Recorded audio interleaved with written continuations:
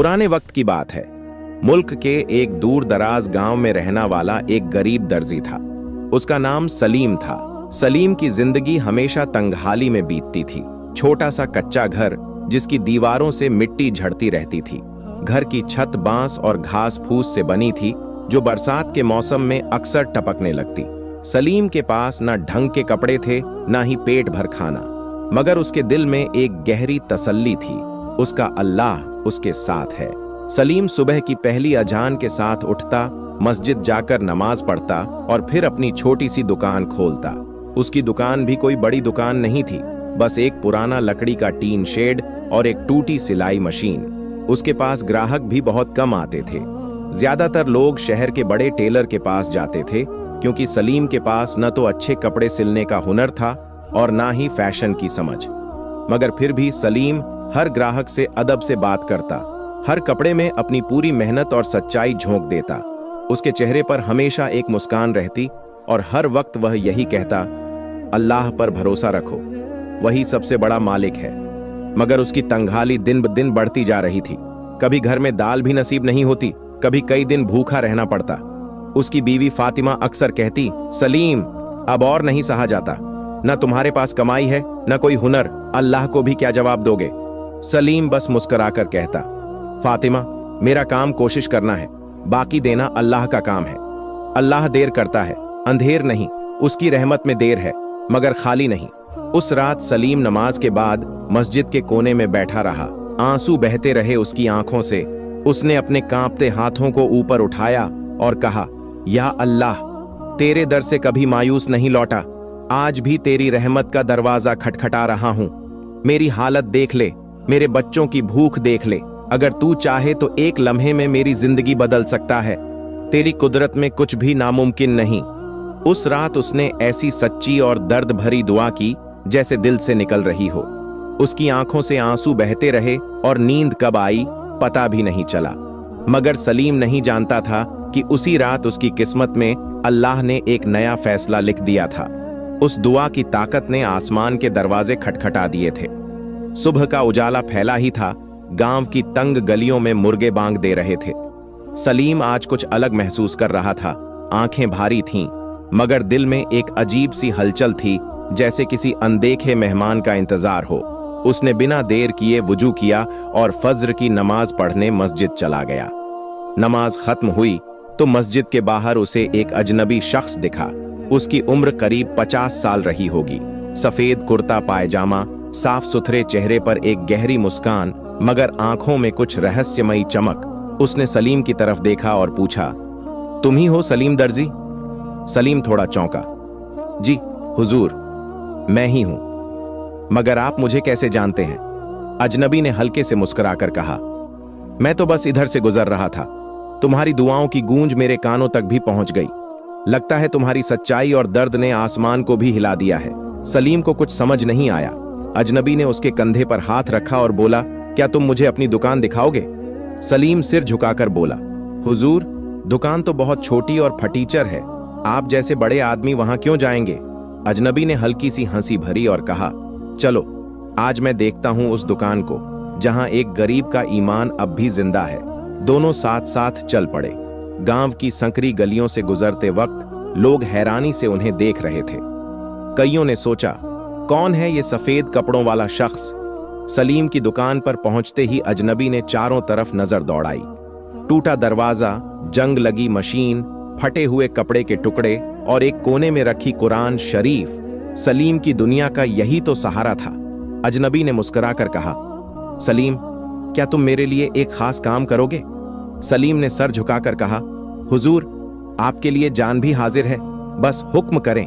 अजनबी ने जेब से एक कपड़े का टुकड़ा निकाला, किसी नर्म और बेशकीमती रेशमी कपड़े जैसा, मगर उस पर कुछ अजीब सा निशान बना था। उसने कहा, इस कपड़े पर तुम्हें सिर्फ एक लिबास तैयार करना है, मगर एक शर्त है, तुम इसे बिना किसी सवाल के पूरी ईमानदारी से बनाओगे। कभी मत सोचना कि ये किसका है, क्यों है, बस अल्लाह की नियत से इस काम को करना। सलीम ने कपड़ा हाथ में लिया। कपड़ा इतना नर्म था कि उसके हाथ कांपने लगे। ऐसा कपड़ा उसने कभी छुआ तक नहीं था। उसने सिर झुकाकर कहा, मैं इसे अपना फर्ज समझकर करूंगा, अल्लाह गवाह है। मेरे हाथ कभी बेईमानी नहीं करेंगे। अजनबी ने उसकी पीठ थपथपाई और कहा, सलीम, याद रखना, कभी कभी अल्लाह अपने बंदों की इम्तिहान लेता है। अगर तुम पास हुए तो इस कपड़े से तुम्हारी तंगहाली के सारे धागे खुल जाएंगे। अजनबी चलते चलते पलटा और एक बार फिर उसकी आंखों में झांका। उसकी मुस्कान जैसे सलीम के दिल की गहराई तक उतर गई। सलीम हैरान भी था और डरा भी। कौन था वो शख्स? कैसे उसके बारे में सब जानता था? क्या ये कोई इम्तिहान था या अल्लाह की रहमत का दरवाजा खुलने वाला था? सलीम उस रात सो नहीं सका। उसकी बीवी फातिमा ने भी पहली बार उसके चेहरे पर डर और उम्मीद का अजीब सा मिला जुला रंग देखा। सलीम को नहीं पता था कि यह मामूली कपड़ा नहीं, उसकी किस्मत बदलने वाला एक इम्तिहान था। सलीम के हाथों में वो बेशकीमती कपड़ा था और उसके दिल में डर, जिम्मेदारी और एक अजीब सी उम्मीद का समुंदर उमड़ रहा था। जैसे जैसे रात गहराती जा रही थी, सलीम की आंखों से नींद गायब थी। वो उस कपड़े को बार बार अपने हाथों में लेकर देखता, सहलाता, मगर समझ नहीं पाता कि ये कपड़ा किसका है। कौन है वो शख्स जिसने उसे ये काम दिया है? फातिमा ने देखा कि सलीम का चेहरा उतरा हुआ है, माथे पर पसीना है। उसने सलीम से कहा, क्या बात है सलीम, आज पहली बार तुम्हें इतने परेशान देखा, कहीं कोई बड़ी मुसीबत तो नहीं आने वाली? सलीम ने गहरी सांस ली और फातिमा को वो पूरा वाकया सुनाया। फातिमा चौंक गई। उसने सलीम का चेहरा पकड़ा और कहा, सलीम, मैं तुम्हें एक बात साफ कहती हूं, हमारी हालत तो वैसे ही बद से बदतर है। अगर अल्लाह ने ये दरवाजा खोला है तो ये उसका करम है। तुम इस कपड़े को ऐसे ही मत लो, इसमें अल्लाह की कोई बड़ी रहमत छुपी है। पूरी ईमानदारी से इसे बनाओ। हम गरीब हैं, मगर हमारे हाथों से कभी बेईमानी ना हो, ये तुम्हारा इम्तिहान भी हो सकता है। सलीम को फातिमा की बातों में सुकून मिला। उसने वुजू किया, 2 रकात नमाज पढ़ी और अल्लाह से फिर दुआ की, या अल्लाह, तू गवाह रहना, मैं इस काम में सिर्फ तेरी रजा चाहता हूं, ना दिखावा ना लालच। अगले दिन सलीम ने अपनी दुकान का दरवाजा खोला। आज उसके हाथों में कांपती हुई उंगलियों से वो काम शुरू हुआ जो उसकी जिंदगी का सबसे बड़ा काम था। उसने हर सिलाई, हर कटाई में बिस्मिल्लाह पढ़ा। वो चाहता तो कपड़ा चोरी करके बेच सकता था, शहर ले जाकर लाखों में बेच सकता था, मगर सलीम के दिल में अल्लाह का खौफ और अपनी ईमानदारी की ताकत थी। हर टांका लगाते वक्त उसके दिल में यही गूंजता, सलीम, अल्लाह देख रहा है, ये काम तेरा नहीं, तेरी किस्मत का हिस्सा है। दिन बीते, रातें बीती, सलीम ने खुद भूखा रहकर भी इस काम में कोई कोताही नहीं की। वो एक एक धागे को ऐसे जोड़ता जैसे अपनी किस्मत के धागे जोड़ रहा हो। कभी उसके बच्चे भूख से बिलबिलाते तो सलीम आंसू पी जाता। उसके पास कभी कोई पैसा नहीं होता, मगर उसके हौसले में कोई कमी नहीं आई। वो हर रोज फज्र के वक्त उठता, नमाज अदा करता, फिर दुकान में जुट जाता। एक दिन गांव का कंजूस साहूकार सलीम के पास आया। उसने सलीम के हाथ में वो खास कपड़ा देखा। साहूकार की आंखें चमक उठीं। उसने कहा, अरे सलीम, ये कपड़ा कहां से आया? मैं तो इसे शहर के नवाबों के पास देखता हूं। तू ये कपड़ा मुझे बेच दे, मैं तुझे एक बड़ी रकम दूंगा, तेरी सारी तंगहाली दूर हो जाएगी, तेरे बच्चे कभी भूखे नहीं रहेंगे। सोच ले सलीम, किस्मत बार बार दरवाजा नहीं खटखटाती। सलीम ने साहूकार की आंखों में झांका। उसे उस आंखों में लालच, धोखा और फरेब साफ नजर आया। सलीम ने गर्दन झुकाकर कहा, साहूकार साहब, ये कपड़ा मेरी अमानत है, मैं इसे बेच नहीं सकता। ये मेरे अल्लाह और मेरे उस मेहमान के बीच का वादा है। मैं अपनी भूख सह लूंगा, मगर अपनी ईमानदारी नहीं बेचूंगा। साहूकार हंसकर बोला, अरे सलीम, जब भूख से बच्चे मरेंगे तब ये ईमानदारी किस काम आएगी? सोच समझकर फैसला कर, ऐसा मौका दोबारा नहीं मिलेगा। सलीम ने दृढ़ता से कहा, मेरा अल्लाह काफी है मेरे लिए। जिसने मुझे इस काम के लिए चुना है वही मेरी मदद करेंगे। आपकी दौलत मेरे लिए जहर है, मुझे अल्लाह पर भरोसा है। साहूकार गुस्से में बड़बड़ाता हुआ चला गया। मगर गांव के लोगों के बीच ये खबर फैल गई कि सलीम के पास कोई बेशकीमती चीज है। लोग उसके दुकान के बाहर खड़े होकर बातें करने लगे। कुछ लोग हंसी उड़ाते, अरे ये दर्जी तो पागल हो गया है, कपड़ा देखो, और भूखा मर रहा है, अगर हम होते तो कब का बेच देते। मगर सलीम इन बातों की परवाह किए बिना अपने काम में जुटा रहा। उसकी आंखों में एक चमक थी, एक अडिग यकीन था कि अल्लाह ने जो उसके नसीब में लिखा है वो उससे कोई छीन नहीं सकता। रात के अंधेरे में भी सलीम अकेला बैठकर उस कपड़े को सीता। उसकी आंखें थक जाती मगर दिल नहीं थकता। उसके हाथों में छाले पड़ जाते मगर उसके होठों पर वही पुरानी दुआ रहती, या अल्लाह मेरी मेहनत कबूल फरमा, मेरी ईमानदारी की लाज रख ले। उस वक्त सलीम को नहीं पता था कि उसकी यह ईमानदारी, उसकी यह बेपनाह मेहनत अल्लाह के दरबार में कबूल हो चुकी है। एक ऐसा करिश्मा उसकी जिंदगी में आने वाला था जिसकी उसने कभी तसव्वुर भी नहीं किया था। ठंडी हवा गांव की गलियों में गूंज रही थी। सलीम अपनी दुकान में जैसे ही आखिरी टांका पूरा कर रहा था, तभी दरवाजे पर 3 घोड़े सवार आकर रुके। उनके कपड़े चमकदार थे, चेहरे पर रौब था और उनके पास शहर की बड़ी हवेली का निशान बना हुआ था। सलीम ने हैरानी से दरवाजे की तरफ देखा। उनमें से एक सख्त चेहरे वाला आदमी आगे बढ़ा और सलीम से कहा, क्या तुम सलीम दर्जी हो? सलीम ने सिर हिलाकर जवाब दिया। आदमी ने एक मुहर लगी चिट्ठी उसके हाथ में थमा दी। सलीम ने कांपते हाथों से चिट्ठी खोली। उसमें लिखा था, सलीम दर्जी, आपको शहर की राजमहल हवेली में बुलाया जा रहा है। आपके हाथों का काम देखने के लिए खुद नवाब साहब ने हुक्म दिया है। तत्काल रवाना हो, रास्ते में कोई देरी नहीं होगी। यह शाही हुक्म है। सलीम को जैसे यकीन ही नहीं हुआ। गांव वालों की नजरें उस पर गड़ी थीं। कुछ लोगों ने मजाक उड़ाया, अरे ये गरीब दर्जी अब नवाबों के लिए लिबास सिएगा। हाँ, ये भी देखना बाकी था। मगर सलीम के माथे पर कोई घमंड नहीं था, बस आंखों में डर और इम्तिहान का एहसास था। उसने जल्दी से फातिमा को बुलाया और कहा, फातिमा, मुझे शहर बुलाया गया है, पता नहीं किस काम के लिए, मगर दिल कांप रहा है।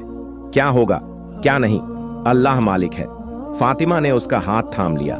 जाओ सलीम, अब अल्लाह ने दरवाजा खोला है, डरना मत, तुम्हारी ईमानदारी तुम्हारे साथ है। सलीम बिना कुछ खाए पिए ही घोड़े सवारों के साथ शहर की ओर निकल पड़ा। रास्ता लंबा था, ठंडी हवाएं शरीर को काट रही थीं। सलीम ने गांव कभी नहीं छोड़ा था। उसके लिए यह सफर बहुत बड़ा था। रास्ते में वो अल्लाह का नाम लेता रहा। शहर में दाखिल होते ही उसकी आंखें चौंधिया गईं। ऊंचे महल, बड़े बड़े बाजार, रोशनी से जगमगाते रास्ते, लोग रेशमी कपड़ों में बग्घियों में घूम रहे थे। सलीम खुद को उस भीड़ में बहुत छोटा और गुमनाम महसूस कर रहा था। हवेली के दरवाजे पर पहरेदार खड़े थे। जैसे ही सलीम ने चिट्ठी दिखाई, दरवाजे खोल दिए गए। भीतर का नजारा देखकर सलीम की सांसें अटक गईं। सोने से जड़े हुए दीवारें, बड़े झूमर और फर्श पर नर्म गलीचे, हर कोना शानो शौकत की कहानी सुना रहा था। अचानक एक सेवक ने उसे नवाब साहब के कमरे की तरफ इशारा किया। सलीम कांपते हुए आगे बढ़ा। कमरे के बीचों बीच एक ऊंचा सिंहासन था। उस पर बैठा था नवाब साहब, गंभीर चेहरे वाला, बड़ी दाढ़ी और गहरी आंखों वाला आदमी। उसने सलीम की तरफ देखा और आदेश दिया, क्या यही है वो दर्जी जिसने वो लिबास तैयार किया? सलीम ने सिर झुकाकर कहा, जी हुजूर। नवाब ने अपनी उंगलियों से इशारा किया। सलीम के हाथ से वो लिबास ले लिया गया। कमरे में सन्नाटा छा गया। सलीम का दिल जोर जोर से धड़क रहा था। सारी नजरें उसी पर थीं। नवाब ने लिबास हाथ में लिया, उसकी बारीकियों को देखा, फिर कहा, यह काम किसी आम दर्जी का नहीं हो सकता। तुम्हारे हाथों में अल्लाह ने हुनर रखा है। तुम्हें पता है यह लिबास किसके लिए है? सलीम ने सिर झुकाकर कहा, मुझे नहीं मालूम हुजूर, मुझे बस इतना कहा गया था कि इसे सच्चाई से तैयार करूं। मैंने अपनी जान लगा दी। नवाब जोर से हंसा। यह लिबास शाही महल की सबसे बड़ी मेहमान के लिए है। सुल्तान की बेटी के निकाह में यही लिबास पहनाया जाएगा। तुम्हारे हाथों से बना लिबास, तुम्हारी ईमानदारी अब तुम्हें वहीं पहुंचा रही है जहां तुमने कभी सोचा भी नहीं होगा। आज से तुम शाही दर्जी कहलाओगे। कमरे में तालियों की गूंज उठी। सलीम के पैरों तले जमीन खिसक गई। उसके हाथ कांप रहे थे, आंखों से आंसू बह रहे थे। उसने सिर झुकाकर अल्लाह का शुक्र अदा किया। आज उसकी मेहनत, उसकी ईमानदारी, उसकी भूख सब अल्लाह के करिश्मे में बदल गई थी। नवाब ने उसे सोने से भरा थैला दिया, साथ में शहर में एक बड़ी दुकान और एक घर। सलीम को यकीन नहीं हो रहा था कि यही वो दर्जी है जो कल तक सूखी रोटी के लिए तरसता था। मगर उसके दिल में एक ही बात गूंज रही थी, या अल्लाह, तू सबसे बड़ा है, तेरी रहमत से बड़ा कोई करिश्मा नहीं। सलीम अब उस दुनिया में कदम रख चुका था जिसकी चमक दमक उसने कभी सपनों में भी नहीं सोची थी। शाही हवेली ने उसे सम्मानित दर्जी का ओहदा दिया था। उसे नवाब साहब के हाथों इनाम मिला था और शाही बाजार के बीचों बीच एक आलीशान दुकान, सलीम को एक बड़ा मकान भी दिया गया जिसमें नौकर चाकर मौजूद थे। गांव का वही गरीब दर्जी जो कभी 2 वक्त की रोटी के लिए तरसता था, आज शहर के बड़े अमीरों में गिना जाने लगा था। मगर जब इंसान की दुनिया बदलती है तो उसके अंदर भी हलचल मचती है। सलीम के साथ भी यही हुआ। उसके पास अब हर वह चीज थी जो कभी उसके पास नहीं थी, दौलत, रुतबा, इज्जत। मगर उसके अंदर एक डर छुपा बैठा था, कहीं ये दौलत उसे खुद से दूर ना कर दे। शुरुआत के दिनों में सलीम खुद नम्रता और सच्चाई के साथ अपने काम में जुटा रहा। वो रोज मस्जिद जाता, अल्लाह का शुक्र अदा करता और अपने काम में वही पुराना तरीका अपनाता, हर लिबास में सच्चाई, हर धागे में ईमानदारी। मगर धीरे धीरे शहर की चकाचौंध, लोगों की चापलूसी और अमीरों की संगत ने सलीम के दिल पर दस्तक देना शुरू कर दिया। कभी वो जो अपने फटे पुराने कपड़ों में इज्जत महसूस करता था, अब महंगे लिबास पहनने लगा। कभी जो खुद भूखा रहकर भी दूसरों को खिलाता था, अब अपनी बड़ी मेज पर शाही दावतें करने लगा।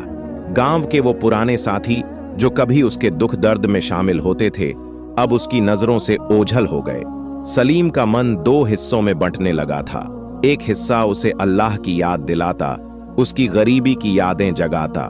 दूसरा हिस्सा उसे कहता, तुम अब बड़े आदमी हो, तुम्हें अब गांव की बातों से ऊपर उठ जाना चाहिए। फातिमा ने भी ये बदलाव महसूस किया। वो कभी कभी सलीम से कहती, सलीम, तुम्हें याद है ना जब हमारे बच्चे भूखे थे, जब हम मिट्टी के घर में रहते थे? अल्लाह ने हमें ये दौलत दी है, मगर इस दौलत में भी एक इम्तिहान छुपा है, हम कहीं अपने ईमान को खो ना दें। सलीम चुप हो जाता। उसके अंदर एक तूफान उठता, मगर वो उसे नजरअंदाज कर देता। उसे अब महल की दावतों में बुलावा आने लगा था। शहर के बड़े लोग उसके दोस्त बन गए थे। हर कोई उसे सलाम करता, उसके आगे झुकता। मगर वो नहीं जानता था कि ये दुनिया सिर्फ दिखावे की है। एक दिन शहर में एक बुजुर्ग फकीर उसकी दुकान के बाहर आया। उसकी आंखों में भूख, चेहरे पर दर्द और हाथ में एक पुराना कटोरा था। उसने सलीम से कहा, मालिक, अल्लाह के नाम पर कुछ दे दो, 3 दिन से भूखा हूं। सलीम उस वक्त अपने नए दोस्त, शहर के बड़े कारोबारी के साथ बैठा था। उसने उस फकीर को घूर कर देखा और नौकर से कहा, इसे दूर भगाओ, ये गरीब लोग दुकान की शोभा खराब करते हैं। मुझे शाही ग्राहक चाहिए, ये फटेहाल लोग नहीं। फकीर चुपचाप चला गया, मगर जाते जाते उसने सलीम की आंखों में झांक कर कहा, अल्लाह की रहमत को भूलना मत। जिसने तुम्हें उठाया है वो गिरा भी सकता है। दौलत एक इम्तिहान है, रहमत नहीं। सलीम के दिल में वो बात कहीं गहराई तक उतर गई, मगर उसने खुद से कहा, ये सब फकीरों की बातें हैं। मैं अब बड़ा आदमी हूं, मेरे पास सब कुछ है, मुझे किसी की नसीहत की जरूरत नहीं। उस रात सलीम बड़े महल की दावत में गया। शहर के बड़े लोग, अमीर, ताजिर, नवाब वहां मौजूद थे। सलीम के लिए आज एक खास तोहफा रखा गया था। उसे शहर के सबसे अमीर दर्जी का खिताब दिया गया। मगर जब उसने उस खिताब को अपने हाथ में लिया तो अजीब सी बेचैनी हुई। उसे अपने पुराने दिन याद आए, उसके हाथ कांपने लगे। उसने देखा कि हर कोई उसकी तरफ देख रहा है, मगर उसकी आंखों में खुशी नहीं, बस खोखली चमक थी। सलीम के अंदर एक गहरी हलचल उठने लगी। क्या ये वही सलीम है जिसने अपने बच्चों के भूखे पेट को देखकर भी अल्लाह पर भरोसा रखा? क्या अब वो इतना बदल चुका है कि एक फकीर की भूख उसकी नजरों में बोझ बन गई है? उस रात सलीम की नींद टूट गई। उसने खुद को आईने में देखा। एक अजनबी चेहरा जो कभी सच्चाई से भरा था, अब नकली मुस्कान से सजा हुआ था। उसने खुद से कहा, सलीम, तू अपने आप को खो बैठा है। अल्लाह ने तुझे आजमाया और तू उस इम्तिहान में फेल हो रहा है। अगर आज तू नहीं जागा तो तुझसे सब कुछ छिन जाएगा। उसकी आंखों से आंसू बहने लगे। उसे एहसास हुआ कि उसके पास दौलत है, मगर दिल से सुकून गायब है। वो रात थी उसकी जिंदगी की सबसे लंबी रात, जिसमें सलीम अपने आप से लड़ता रहा। सलीम पूरी रात जागता रहा। उसके कमरे की दीवारें, जो कभी उसे अपनी कामयाबी का गवाह लगती थीं, आज उसे बेगानी और सूनी लगने लगीं। सोने के पलंग पर लेटे हुए भी सलीम को बिस्तर कांटों भरा महसूस हो रहा था। उसके सामने अपने अतीत की परछाइयां बार बार उभर रही थीं।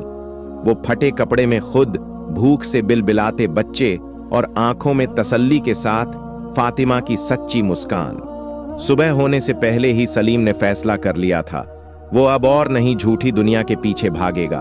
उसने वुजू किया, सिर झुकाकर रोते हुए अल्लाह से कहा, या रब, तू ही मेरा मालिक है।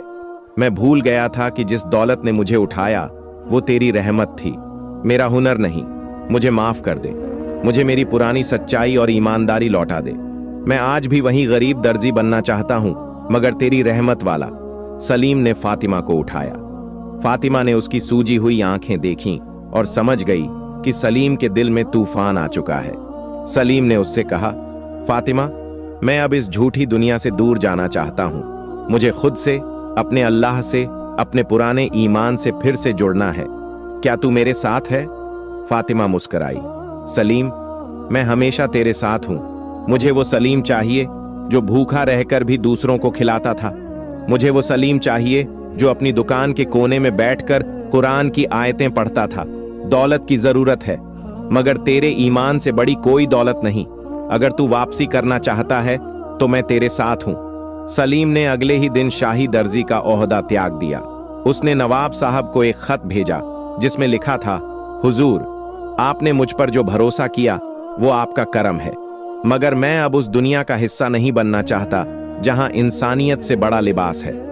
मुझे माफ करिएगा, मैं अपनी पुरानी दुकान, अपनी पुरानी दुनिया और अपनी ईमानदारी के साथ ही खुश हूं। आपका शुक्रिया। नवाब साहब हैरान थे। शहर भर में सलीम के इस फैसले की चर्चा होने लगी।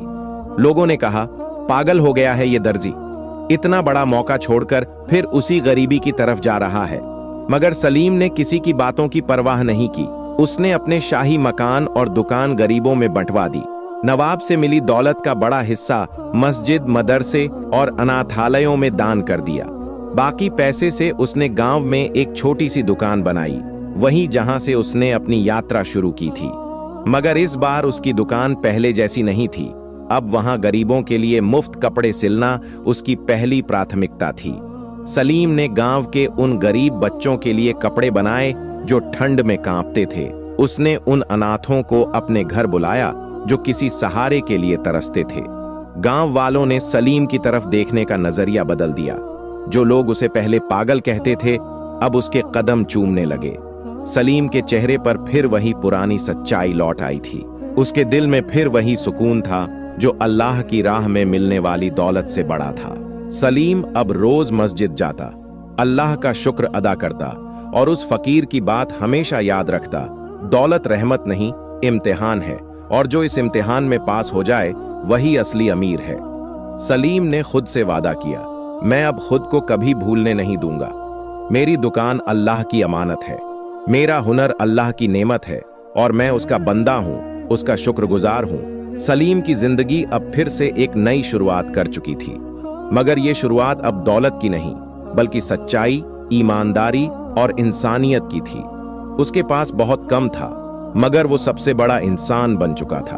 गांव की गलियों में आज कुछ अलग ही माहौल था। सलीम की सादगी और ईमानदारी ने लोगों के दिलों में एक नई लहर पैदा कर दी थी। वो लोग जो कभी दौलत के पीछे भागते थे, अब सलीम की दुकान के बाहर बैठकर उससे सलाह लेने लगे थे। गांव के छोटे व्यापारी, किसान, मजदूर, हर कोई उसकी बातों में अल्लाह की बरकत महसूस करने लगा था। सलीम की दुकान अब सिर्फ कपड़े सिलने की जगह नहीं रह गई थी। वहां हर रोज लोग अपने दुख दर्द लेकर आते, सलाह मांगते और सलीम उन्हें अल्लाह की याद, ईमानदारी और मेहनत की तालीम देता। उसकी बातें अब गांव में एक मिसाल बन चुकी थीं। एक दिन गांव का वही साहूकार जिसने कभी सलीम का मजाक उड़ाया था, खुद उसकी दुकान में आया। उसके चेहरे पर अफसोस था। उसने सलीम के सामने सिर झुकाकर कहा, सलीम, मैं गलत था। तूने दिखा दिया कि दौलत से बड़ा इंसानियत का रास्ता है। मुझे माफ कर दे। मैं अब तेरे साथ मिलकर गांव की मदद करना चाहता हूं। मैं भी चाहता हूं कि मेरी दौलत सही जगह लगे। सलीम ने साहूकार की आंखों में झांका। वो वही आंखें थीं जो कभी लालच और घमंड से भरी रहती थीं, आज उनमें शर्म और पछतावा था। सलीम ने मुस्कुराकर कहा, दौलत की असली कीमत तब है जब वो दूसरों की भलाई में लगे। अल्लाह हर किसी को दूसरा मौका देता है। अगर तुम सच्चे दिल से बदलाव लाना चाहते हो तो मैं तुम्हें कभी मना नहीं करूंगा। साहूकार ने सलीम के साथ मिलकर गांव में एक अनाथालय और मुफ्त अस्पताल बनवाया। गांव के गरीबों को मुफ्त इलाज और बच्चों को मुफ्त तालीम मिलने लगी। सलीम का सपना धीरे धीरे हकीकत बनने लगा था। एक ऐसा गांव जहां ईमानदारी, इंसानियत और मदद का माहौल हो। गांव के युवा जो कभी शहर भागने के सपने देखते थे, अब गांव में ही रहकर काम करने लगे। सलीम ने उन्हें हुनर सिखाया, कपड़े सिलना, कढ़ाई करना, ईमानदारी से व्यापार करना। वो कहता, शहर की चमक दमक से ज्यादा जरूरी है दिल की सफाई और मेहनत की कमाई। अल्लाह उस हाथ को पसंद करता है जो दूसरों का सहारा बनता है। सलीम का ये बदलाव अब सिर्फ गांव तक सीमित नहीं रहा, शहर से भी लोग आने लगे। उसकी दुकान के बाहर कतार लगने लगी। लोग उससे सीखने लगे कि दौलत से ऊपर भी एक दुनिया है, सच्चाई और अल्लाह की रजा वाली दुनिया। एक दिन शहर से आए एक बड़े व्यापारी ने सलीम से कहा, सलीम साहब, आप शहर में एक बड़ी फैक्ट्री खोलिए, हम आपका नाम देश भर में फैलाएंगे, आपका ब्रांड बड़ा बनेगा। सलीम ने मुस्कुराकर जवाब दिया, भाई, मेरा नाम अल्लाह के बंदों की दुआओं में है। मुझे दौलत नहीं, दिल जीतने हैं। अगर मैं अपने गांव में रहकर एक गरीब का चेहरा खिला सकता हूं, तो मुझे किसी ब्रांड की जरूरत नहीं। मेरा ब्रांड मेरा ईमान है, मेरा ब्रांड मेरी सच्चाई है। लोग सलीम की बातें सुनकर हैरान रह जाते, मगर उसके चेहरे की चमक, उसके लहजे की सच्चाई लोगों के दिलों में उतर जाती। धीरे धीरे गांव एक मिसाल बन गया। दूसरे गांवों से लोग यहां सीखने आने लगे। गांव का नाम दूर दूर तक फैल गया। सलीम अब खुद को फिर से उसी गरीब दर्जी की तरह महसूस करता था, मगर इस बार उसकी दुकान एक मदरसा बन चुकी थी, जहां लोग सीखने आते थे कि सच्चाई, सब्र और ईमानदारी की ताकत किसी भी दौलत से बड़ी होती है। शहर का मंजर बदलने लगा था। सलीम का नाम अब गांव की सीमाओं से निकलकर शहर के गलियारों, बाजारों और महलों तक गूंजने लगा था। सच्चाई, ईमानदारी और इंसानियत की मिसाल अब सिर्फ सलीम नहीं था, बल्कि उसका गांव भी बन चुका था। लोग उसके गांव को सच्चाई का गांव कहने लगे थे। शहर के अखबारों में उसकी कहानियां छपने लगीं। मगर जिस शहर में सियासत, लालच और दिखावे का खेल चलता था, वहां सलीम की सच्चाई और सरलता की बातें कुछ ताकतवर लोगों को चुभने लगीं। शहर के बड़े व्यापारी जो गरीबों को लूटते थे, घूसखोर अफसर जो लोगों की उम्मीदों का सौदा करते थे, सबके बीच एक बेचैनी फैलने लगी थी। उन्हें डर था कि अगर सलीम की ये मुहिम फैल गई तो उनकी दुकानदारी, उनके झूठे बिजनेस, उनकी राजनीति सब डूब जाएगी। उन्होंने शहर के बड़े नेता मीर साहब के पास जाकर कहा, मीर साहब, ये सलीम बहुत खतरनाक हो रहा है। लोग अब हमारी बात नहीं सुनते। अगर यही चलता रहा तो हम सबका कारोबार चौपट हो जाएगा। हमें सलीम को सबक सिखाना होगा। मीर साहब ने गुस्से में अपनी कुर्सी थपथपाई। ये गरीब दर्जी शहर की हवा बदल रहा है। अरे, हम वो लोग हैं जो हुकूमत बनाते हैं और ये फटेहाल दर्जी हमें आंखें दिखाएगा। अब देखो मैं क्या करता हूं। मीर साहब ने अपने गुर्गों को बुलाया, उनसे कहा, इस सलीम को डराओ, धमकाओ, उसकी दुकान तोड़ दो, उसके गांव में ऐसा खौफ फैला दो कि लोग फिर से हमारे दरबार में लौट आएं। ये गरीबों का हीरो नहीं बन सकता, शहर का हीरो हम हैं। रात के अंधेरे में जब पूरा गांव सो रहा था, मीर साहब के गुंडे ट्रकों में भरकर गांव पहुंचे, हाथों में लाठियां, चेहरों पर नकाब। उन्होंने सलीम की दुकान के सामने आकर ललकारा, सलीम, बाहर आ, अब बहुत हो गया तेरा ड्रामा, ये गरीबों का सपना तोड़ देंगे हम। सलीम बाहर आया, उसके साथ गांव वाले भी खड़े हो गए, मगर गुंडों की संख्या ज्यादा थी। उन्होंने दुकान पर हमला कर दिया। सलीम के हाथ से कुरान गिर गई, उसकी सिलाई मशीन तोड़ दी गई, अनाथालय में आग लगा दी गई। गांव का हर कोना खौफ में भर गया, और जब गुंडे चले गए तो पीछे सिर्फ राख, टूटी दुकानें और डरी हुई आंखें बची थीं। सलीम घुटनों पर गिर पड़ा, उसके आंसू बहने लगे। उसकी बरसों की मेहनत, उसकी ईमानदारी की इमारत जल रही थी। गांव वाले भी डरे हुए थे। कुछ ने सलीम से कहा, अब बहुत हो गया सलीम, ये बड़े लोग हमें जीने नहीं देंगे, हमारे बच्चों की जान खतरे में है, तू अब हार मान ले। मगर सलीम ने अपने आंसू पोंछे। उसने अपनी टूटी दुकान के कोने से कुरान शरीफ उठाई, अपनी छाती से लगाई और कहा, जब मक्का के मुसलमानों पर भी जुल्म हुआ था तो उन्होंने सब्र किया था, अल्लाह ने उन्हें फतह दी थी। मैं भी हार नहीं मानूंगा। ये मेरी लड़ाई नहीं है, ये हक और इंसाफ की लड़ाई है, ये ईमानदारी और इंसानियत की लड़ाई है। मैं डरूंगा नहीं, मेरी दुकान फिर से बनेगी, अनाथालय फिर से खुलेगा, मगर मैं मीर साहब और उनके जैसे लोगों के सामने सिर नहीं झुकाऊंगा। सलीम ने गांव वालों को इकट्ठा किया। उसने सबको अल्लाह की कसम दी, अगर हम आज डर गए तो हमारी आने वाली नस्लें भी डर के साए में झेंगी। हम अपने बच्चों को डर नहीं, हिम्मत और सच्चाई का तोहफा देंगे। जो भी मेरे साथ है वो कल सुबह मस्जिद के सामने इकट्ठा हो। हम फिर से शुरुआत करेंगे, हमारी दुकानें फिर बनेंगी, हमारा गांव फिर से जलेगा। अल्लाह हमारे साथ है, जो भी हक पर होता है वो कभी हारता नहीं। अगले दिन मस्जिद के सामने पूरा गांव इकट्ठा हो गया। बूढ़े, बच्चे, औरतें, सबके चेहरों पर डर के साथ एक अलग सा जोश भी था। सलीम ने गांव वालों से कहा, हम मिलकर काम करेंगे, हर घर में एक ईंट लगेगी, हर हाथ एक दीवार बनाएगा। हमारी एकजुटता हमारी ताकत है। शहर वालों को दिखा देंगे कि गरीब भी जब एकजुट होता है तो उसके सामने कोई मीर साहब भी नहीं टिकता। गांव वालों ने सलीम के हाथों में हाथ मिला दिए। गांव के हर गली में काम शुरू हो गया। फटे कपड़े पहने मजदूरों ने फिर से दीवारें उठाईं। बच्चों ने ईंटें उठाकर अपने स्कूल की नींव रखी। औरतों ने मिलकर खाना बनाया। पुराने कपड़े काट काट कर नए बैनर बनाए गए। सच्चाई कभी हारती नहीं। ये आवाज धीरे धीरे शहर तक पहुंचने लगी। अखबारों में खबर छपने लगी। गरीब दर्जी ने खड़ा कर दिया इंसानियत का किला। लोग गांव देखने आने लगे। टीवी चैनल वाले सलीम का इंटरव्यू लेने लगे। शहर के आम लोग भी जागने लगे। उन्होंने मीर साहब के खिलाफ बोलना शुरू कर दिया। मीर साहब का गुस्सा 7वें आसमान पर था, मगर इस बार वो खुद भी डरने लगा था। उसे समझ आ चुका था कि सलीम अब सिर्फ एक दर्जी नहीं रहा, वो एक आंदोलन बन गया है। सलीम और गांव वालों की एकजुटता ने पूरे शहर में आग की तरह खबर फैला दी थी। लोग अब मीर साहब के खिलाफ खुलकर बोलने लगे थे। जिन अफसरों और नेताओं ने कभी मीर साहब के आगे सिर झुकाया था, अब वो भी अपने पद बचाने के लिए सच का साथ देने लगे थे। सलीम की दुकान, जो अब एक आंदोलन का केंद्र बन चुकी थी, वहां हर रोज शहर भर से लोग जमा होते। सलीम की आवाज में अब सिर्फ गांव नहीं, पूरे इलाके का दर्द गूंजता। मीर साहब, जो कभी अपने रुतबे पर इतराते थे, अब उनके महल की दीवारें डर से कांपने लगी थीं। उन्होंने आखिरी चाल चली। उन्होंने सलीम पर झूठे इल्जाम लगवाए। सरकारी दस्तावेजों में घोटालों का आरोप मढ़ा। पुलिस ने सलीम को गिरफ्तार कर लिया। पूरा गांव सन्न रह गया। सलीम को हथकड़ियों में बांधकर शहर ले जाया गया। उसकी आंखों में कोई डर नहीं था, बस सुकून था। उसने गांव वालों से कहा, अगर मैं जेल भी चला जाऊं तो भी ये आंदोलन ना रुके। याद रखना, इंसान को कैद किया जा सकता है, मगर उसकी सच्चाई और हिम्मत को नहीं। सलीम के जेल जाने के बाद गांव वालों ने हार नहीं मानी। उन्होंने शहर की गलियों में मार्च निकाला। अखबारों, टीवी चैनलों और सोशल मीडिया पर सलीम की सच्चाई की लहर दौड़ गई।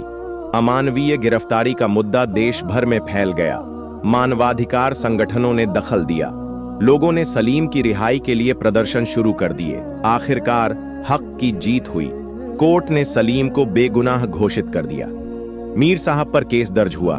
सरकार ने मीर साहब की कुर्सी छीन ली। वो आदमी जो कभी पूरे शहर को डराता था, अब खुद शहर छोड़कर भाग गया। सलीम जब जेल से बाहर निकला तो पूरा गांव, पूरा शहर उसके स्वागत के लिए खड़ा था। फूलों की मालाएं, तालियों की गूंज, मगर सलीम की आंखें झुकी हुई थीं। वो मंच पर चढ़ा और कहा, ये मेरी जीत नहीं है, ये उस हर गरीब की जीत है जो डरता था। ये उस हर ईमानदार इंसान की जीत है जो समझता था कि सच्चाई की कोई जगह नहीं। आज हमने दिखा दिया कि अगर दिल सच्चा हो, इरादा मजबूत हो, तो अल्लाह की रहमत से कोई भी जालिम टिक नहीं सकता। मगर याद रखना, ये लड़ाई कभी खत्म नहीं होती। हर रोज इंसान को अपने अंदर के लालच, घमंड और खुदगर्जी से लड़ना पड़ता है। अल्लाह का करम उन्हीं पर होता है जो कभी हार नहीं मानते। उस दिन गांव में जश्न हुआ, मगर सलीम ने खुद को भीड़ से दूर रखा। वो अपनी छोटी सी दुकान में बैठकर फिर से वही पुराने कपड़े सीने लगा, जैसे कुछ बदला ही ना हो। फातिमा ने कहा, सलीम, अब तू हीरो बन गया है। लोग तुझे नेता बनाना चाहते हैं। तू क्यों खुद को उसी गरीब दर्जी में समेटे बैठा है? सलीम ने मुस्कुराकर कहा, फातिमा, मुझे हीरो नहीं बनना, मुझे वही सलीम रहना है जो अल्लाह के सामने सिर झुकाता है। मुझे इंसानों की तारीफ से नहीं, अल्लाह की रजा से सुकून मिलता है। उस रात सलीम ने अकेले मस्जिद में जाकर दुआ मांगी, या अल्लाह, तूने मुझे जो इज्जत दी वो तेरी रहमत है। मुझे इस इज्जत में घमंड ना दे। मुझे हमेशा गरीबों का साथी बना। मुझे हमेशा उस रास्ते पर रखना जो तेरा है। अगर मैं फिर कभी बहक जाऊं तो मुझे संभाल लेना। मैं तेरा हूं और तुझी से रहमत चाहता हूं। सलीम के आंसू मस्जिद की ठंडी जमीन पर गिर रहे थे। उसकी आंखों में सुकून था। उसके दिल में सच्चाई का उजाला था। उसने अपने आखिरी सफर की तैयारी कर ली थी, सच्चाई, ईमानदारी और अल्लाह की रजा के साथ। सलीम की कहानी अब सिर्फ एक दर्जी की नहीं थी, वो एक मिसाल थी। उसकी जिंदगी ने सिखा दिया था कि असली ताकत न दौलत में है न कुर्सी में। असली ताकत उस सजदे में है जिसमें इंसान अपने रब से जुड़ जाता है।